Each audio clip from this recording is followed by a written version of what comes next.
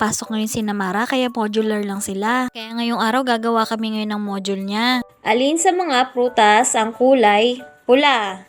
Kulayan ang mga ito. Ano daw dito sa mga prutas na to ang kulay pula?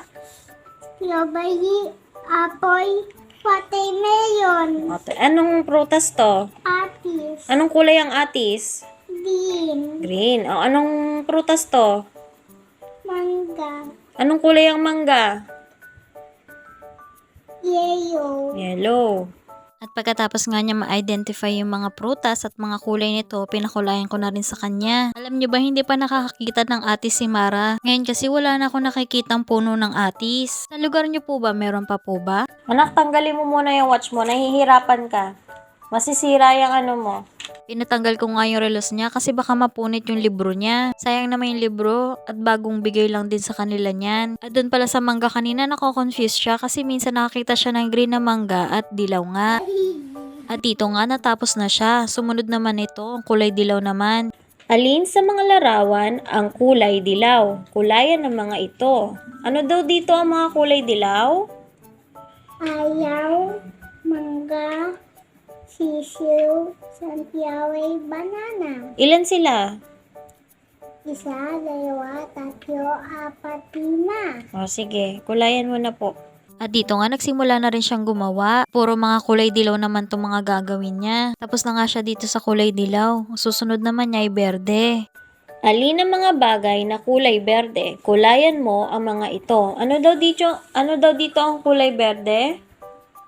Bayabas, pechay,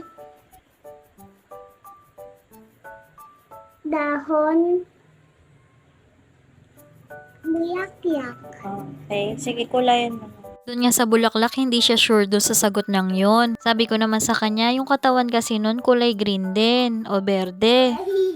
At maya-maya nga nakatapos na rin siya. Ito naman ay susunod niya, mga kulay asul. Kulayan mo ng asul ang mga may check. Ano dito yung may mga check? Ito. Ilan yan? Tatlo po. Tatlo, sige. Kulayan mo na po.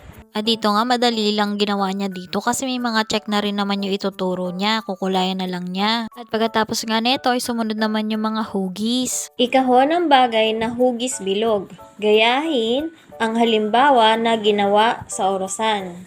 Ganito daw, lahat ng mga bilog, ilalagay mo sa box. Ba? Ha? Opo. Okay? Oh, ano dyan yung mga hugis bilog? Ito. Ito, hindi ba? Hindi po. Bakit? Obyong po siya. Ha? Obyong po siya. Oh, sige, i-box mo na po. Madali lang nasagutan ni Mara to dahil tatlo lang siya.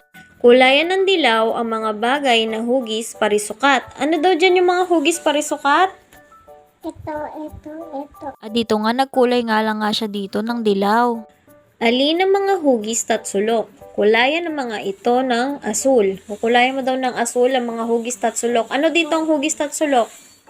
Ito. Dito nga din nagkulay lang din siya. At hanggang dito na lang muna yung video namin. May part 2 pa pala to. Kasi nga marami siyang ginawa nga yung module niya. Kaya hinati ko na lang sa part 1 at part 2. Yun lang po muna. Bye bye, yuhu!